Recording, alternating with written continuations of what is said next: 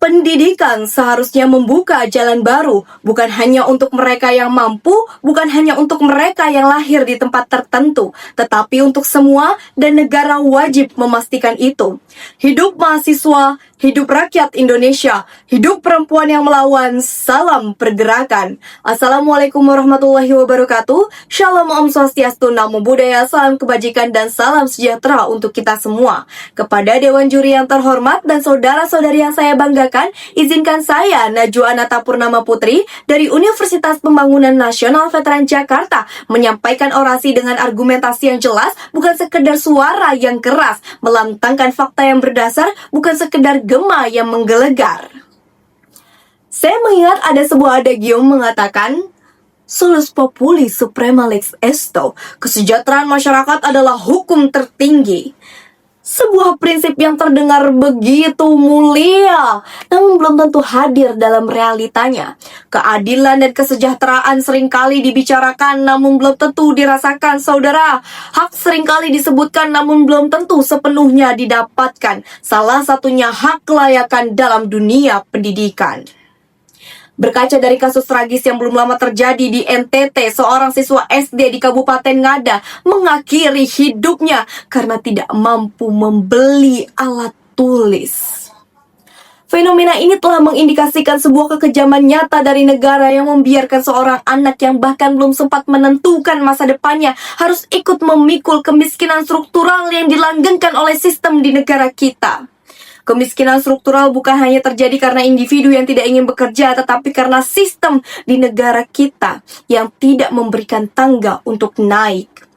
Bahkan berdasarkan data yang disampaikan oleh Menteri Sosial Republik Indonesia tahun 2025, terdapat lebih dari 4 juta anak usia 7-18 tahun di Indonesia tidak bersekolah, baik yang belum pernah mengenyam pendidikan maupun yang terpaksa putus di tengah jalan. Disebutkan pula bahwa faktor ekonomi tercatat sebagai penyebab paling dominan anak tidak melanjutkan pendidikan, disusul oleh keadaan yang mengharuskan mereka untuk bekerja, terhalang akses yang tidak merata, dan berada di lingkungan yang belum mampu menjaga mereka untuk tetap berada di bangku sekolah.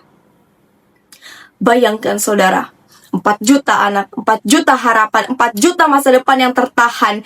Kita semua sudah seharusnya sadar fenomena ini merupakan sinyal darurat dan pengingat bahwa masih banyak anak-anak Indonesia yang belum tersentuh perlindungan negara. Masih banyak anak-anak Indonesia yang tumbuh bukan karena sesuai potensinya, melainkan karena menyesuaikan keterbatasannya. Di sisi lain kita juga melihat bagaimana kualitas guru tidak bisa berdiri kuat tanpa dukungan yang layak. Bahkan saya menemukan sebuah riset pada tahun 2024 menyebutkan sebagian besar guru honorer di Indonesia menerima penghasilan di bawah 2 juta rupiah. Bahkan ada yang di bawah 500 ribu rupiah, saudara.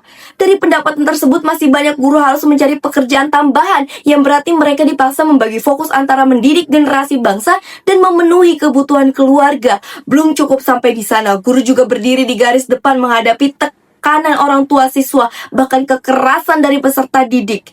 Sebuah resiko profesi yang terus meningkat tanpa perlindungan yang sepadan dari negara. Ketika kemiskinan membatasi kesempatan, ketika akses pendidikan yang tidak merata, dan ketika guru tidak benar-benar disejahterakan, bagaimana mungkin kita berharap pendidikan yang kuat jika mereka yang membangun generasi justru tidak benar-benar diperkuat? Semua itu menjadi batu sandungan bagi potensi kemajuan generasi bangsa dan negara. Maka yang kita hadapi hari ini bukan hanya sekedar masalah pendidikan, tetapi kegagalan sistem dalam menjamin hak dasar warganya. Mari kita suarakan terus hak yang sudah ada namun belum tentu sepenuhnya terasa. Mari kita pastikan generasi emas 2045 lahir dari pendidikan yang tidak dibangun atas luka dan derita, karena pendidikan adalah pilar utama suatu bangsa. Hidup mahasiswa, hidup rakyat Indonesia, hidup perempuan yang melawan, salam pergerakan. Wassalamualaikum warahmatullahi wabarakatuh.